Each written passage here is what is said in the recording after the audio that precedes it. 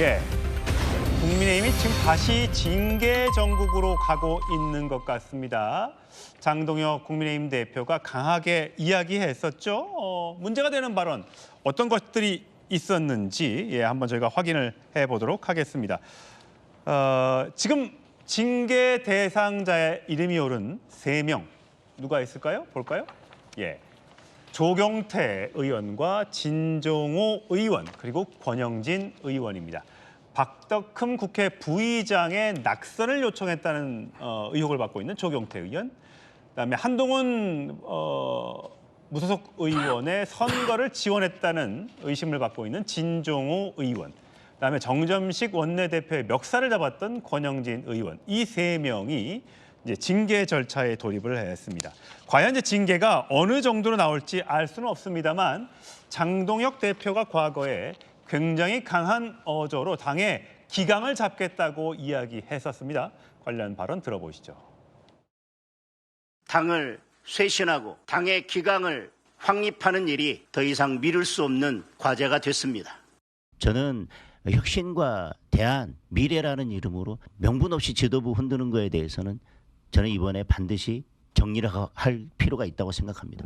징계를 검토하면서 징계 요청이 들어와 있는 모든 사안에 대해서 저는 전반적으로 검토할 필요가 있다고 생각합니다. 예, 징계를 반드시 해야 된다. 당 쇄신하고 기강을 확립해야 한다. 오늘 제가 아침에도 뭐 어디 강경 보수 유튜브 보니까 저 3사람 꼭 찍어가지고 반드시 출당 뭐 징계해야 된다 이렇게 얘기하더군요. 네, 그렇게 얘기하는 사람들이 있는가 하면 또 반대로 당내에서 문제가 되고 있는 사람들은 꼭 저 3사람밖에 없는 것인가? 제가 앞서도 얘기했을 때 잣대와 기준이 항상 좀 같이 적용돼야 된다 이런 얘기를 했는데 그건 당내의 문제에서도 마찬가지겠죠. 당원 당규를 기준으로 보게 되면 3사람 다 당원 당규에 대한 문제들이 있을 거라고 판단할 수 있습니다. 근데 그렇다면 이 3사람이 다 갖고 있는 공통점은 이른바 당 지도부와는 거리를 두고 당 지도부의 비판적인 목소리를 내왔던 사람들이잖아요. 예를 들어 한동훈 대표, 전 대표가 무소속인데 당이 아닌 사람을 도왔다라는 이유로 이거 당원 당규 위반이다 주장할 수 있죠.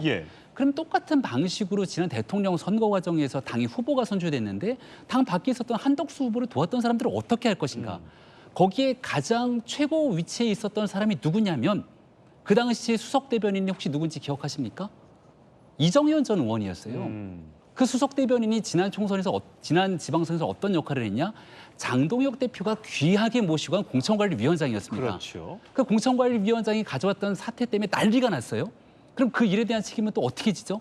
이렇게 꼬리에 꼬리를 물다 보면 사실은 그 잣대에 대한 기준들이 굉장히 모호해질 수 있습니다.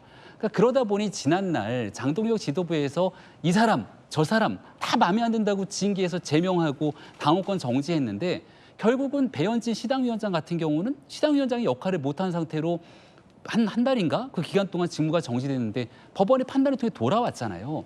그러니까 지금 장동혁 지도부가 해야 될 많은 일들이 있을 건데 이재명 대통령의 지지율은 계속 빠지고 있고 민주당은 전당대회를 앞두고 흔들리고 있습니다. 이럴 때 내부에 마음에 들지 않는 사람들 숙청한다고 그게 영이 쓰고 새로운 리더십이 생기냐? 저는 그렇게 판단하지는 않고요. 장동혁 대표를 대상으로 지지하는 사람도 또 비판하는 사람들도 많이 있겠습니다만은 장동혁 대표가 지금이라도 교정하고 바로잡아야 될 건 사람의 마음을 얻는 길은 내 마음에 들지 않는 사람들을 쳐내는 데서 절대 다른 사람들의 마음을 얻을 수 없다는 점은 좀 장동혁 대표 인지했으면 좋겠습니다. 장 대표 입장에서 그런 거 아니에요? 아니, 나를 계속 흔드는 세력이 있다. 아니, 나는 그렇게 흔들어도 되고 그러면 여러분들의 잘못에 대해서는 우리는 징계하면 안 되냐? 이런 생각은 아닐까요, 혹시? 역사에서 교훈을 좀 배워야 되는데요. 장동혁 대표가 꼼꼼하게 지난날의 지도부의 역사를 한번 살펴보십시오. 당 지도부를 온전하게 정말 잘합니다. 우리 당대표라고 얘기했던 그 당시 지도부와 당원들이 있었는지 역대 어느 지도부인지 간에 지도부가 잘못하고 있다고 비판하고 목소리를 내는 것들은 정당 민주주의에서 자연스러운 일이고요. 제가 장동혁 대표 전에 지도부만 3번 해봤는데 제 경험상으로 장동혁 대표 흔드는 정도도 아니에요. 이 정도는. 제가 김종인 위원장이라는 지도부에 있을 때는 하루가 멀다 하고 입에 담을 수 없는 메시지를 쏟아져 나온 적이 있었고 선거를 앞두고 우리 당의 후보가 아니라 바깥에 있는 사람을 돕겠다고 밤에 갔던 사람들이 수두룩백백했습니다. 그렇다고 그 사람들을 징계했느냐? 다 하나씩 품어 안으면서 마지막에 대통합의 기회로 가게 됐을 때 당은 더 크게 승리했죠. 당장 눈앞에 있는 선거가 없어서 그런 걸까요? 자, 여기 보면 아까 3명의 징계 대상 후보 중에 멱살잡이 사건의 주인공인 권영진 의원이 있죠. 정점식 원내대표를 직접 찾아 사과를 했고 받아주겠다는 뜻을 받았습니다. 그런데 징계 대상에 들어가 있죠. 관련된 영상 준비했습니다.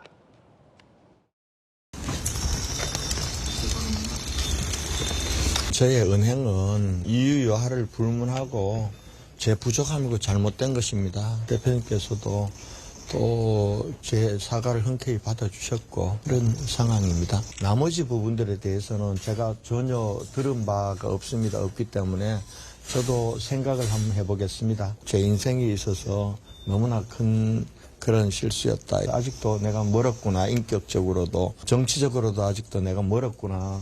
이런 생각을 많이 했습니다. 할당은 생각하고 하지 않으실까요?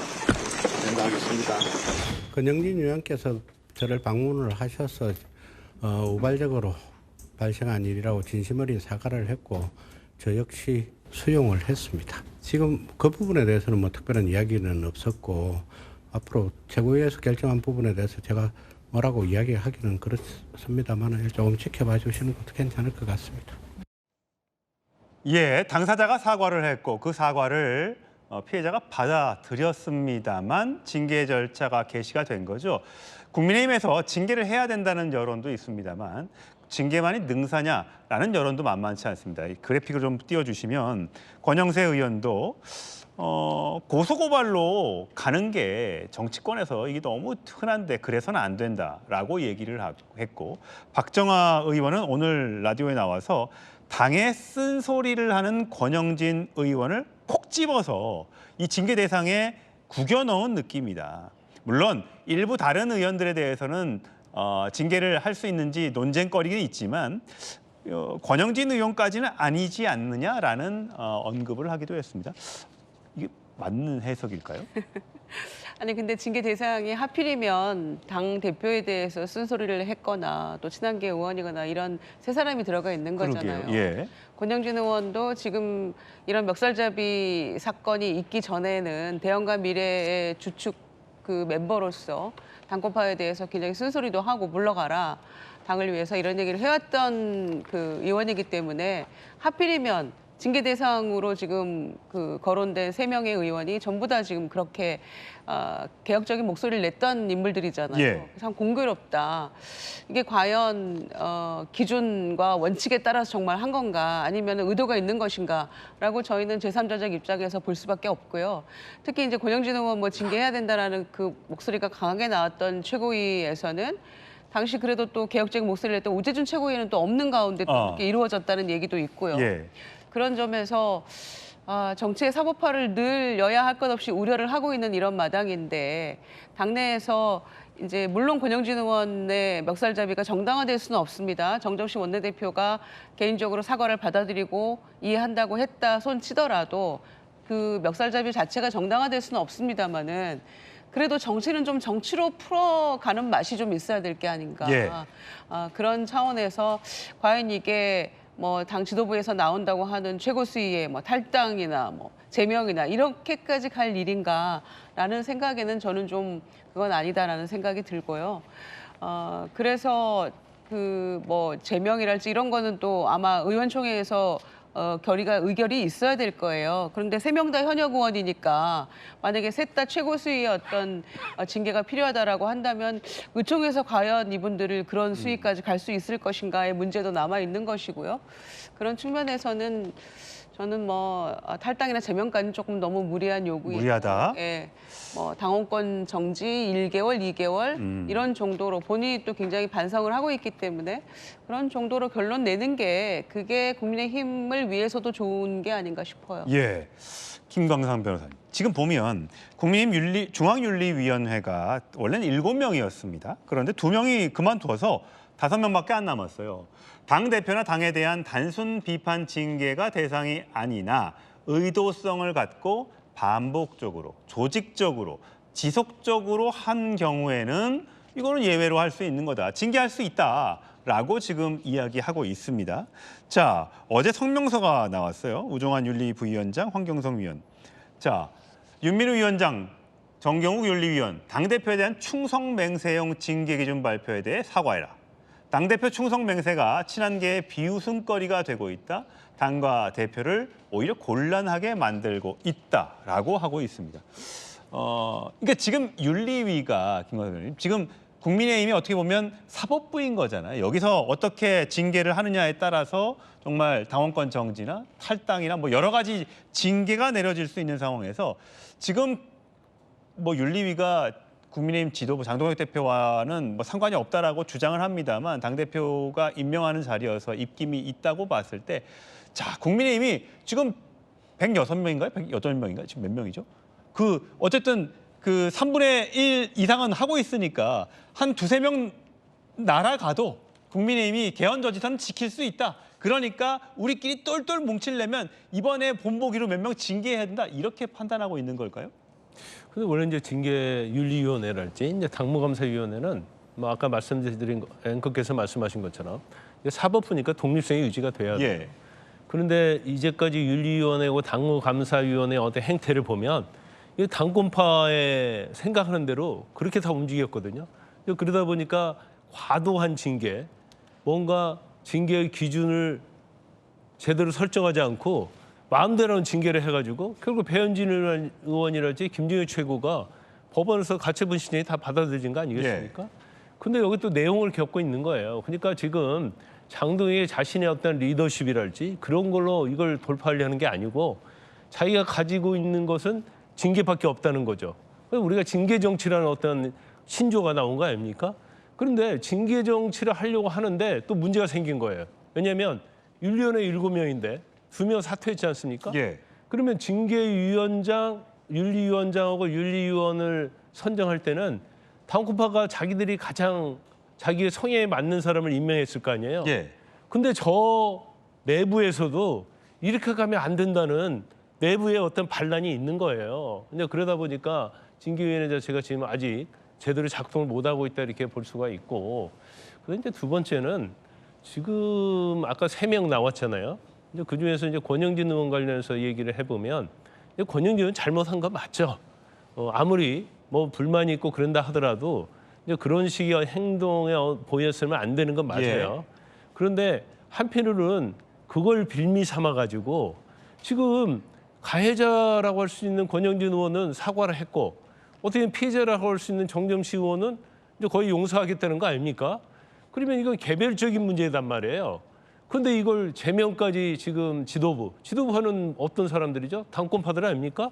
이 나서 가지고 이게 과연 제명까지 하고 탈당 권유할 사안이냐? 이건 제가 볼 때는 과도해도 너무 과도하다는 생각을 드는데 또 한편으로는 이제 이런 그 이유를 보니까 이런 게 있더라고요. 지금 국민의힘 상임위 배치표를 한번 보세요. 전부 다 정대식 원내대표 친한 사람, 친윤, 찐윤, 그다음에 당직 갖고 있는 사람들이 알짜 상임위라고 할 수 있는 국토부 산자의 정무위를 다 가지고 있는 거예요.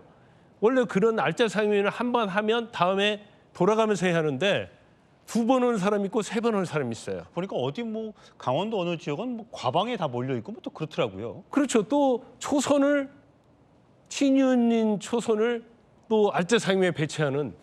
그래서 권영진 의원이 이제 본인은 행안위가 별로 인기가 없다고 합니다. 저는 잘 모르는데 행안위를 원래 가겠다고 했다는 거예요. 그런데 배치표를 보니까 모두 찐윤하고 당권파 당직자들이 알짜 상임위를 다 독차지하고 있었다는 거예요. 거기에 화가 나서 불만을 토로하러 갔는데 거기서 이제 언쟁이 있었던 거죠. 뭐 정지식 원내대표는 이건 뭐 내가 할 사안인데 왜 간섭을 하느냐 그런 식으로 있다 보니까 이제 저런 사태가 발생한 거예요. 권영진 의원이 뭐 근본적인 거 잘못한 거 못했죠. 맞죠. 이제 맞지만 과연 그런 것들이 뭐 탈당 권유랄지 제명하는 그런 징계 사유에 해당이 되느냐? 저는 볼 때는 그건 아니라고 봅니다. 조기현 변호사님, 마지막으로 이거는 그러니까 어쨌든 조경태 의원은 뭐 친한계는 아니지만 어쨌든 뭐 이렇게 포용해야 된다, 한동훈도 품어야 된다, 뭐 이런 입장. 진종호 의원 당연히 그런 것 같고 또 권영진 의원도 그런 입장이었던 것 같아요. 공교롭게도 이걸 한동훈 무소속 의원과 뭐 연결 꼭 시키진 않더라도 이렇게 따지고 보면 한동훈의 복당은 좀 당분간 어렵겠다는 생각이 좀 드네요. 이미 뭐 어렵다는 걸로 결론 난 거 아니겠습니까? 그리고 지금 장동혁 대표 체제가 유지되는 한 이런 방식으로 징계를 통해서 한동훈 개 의원을 포함한 반대 세력을 제압하려는 시도는 계속 할 것 같습니다. 정상적인 상황은 아니죠. 벌써 이제 돌아보면 1년 가까이 징계의 정치가 계속되고 있습니다. 한동훈 의원으로부터 시작해서 배현진 시당위원장, 김종혁 최고위원, 최근에 이제 이 세 분까지 다 공통점이 있는 거 아니겠습니까? 한동훈 의원과 가깝고 계속해서 장동혁 대표를 비판해 왔죠. 근데 이제 징계 정치가 이제 일반적인 언어로 지금 통용은 되고 있지만 징계면 징계지 징계 정치라는 건 없죠. 예. 지도부 장동혁 대표의 권력을 독단적 권력을 강화하기 위한 수단으로서 이제 징계를 사용하고 있는 건데 이런 식으로 하면 사실은 오래는 못 갑니다. 얼마나 갈 수 있을진 모르겠지만 이게 지금 내부에서 이런 식으로 기강 잡는다고 해가지고 말 많고 여러 가지 있는 뭐 국회의원들이 그 목소리에 언제까지 주눅 들고 가만히 있겠습니까? 징계라는 것을 통해서 권력을 유지하는 건 한계가 있을 것이기 때문에 지금 당장은 뭐 밀어붙이려고 하겠지만 이제 그 후과까지도 아마 고민 안 할 수가 없어서요. 실제 이분들에 대해서 최고 수준의 징계까지 나갈 수 있을지는 의문입니다. 예.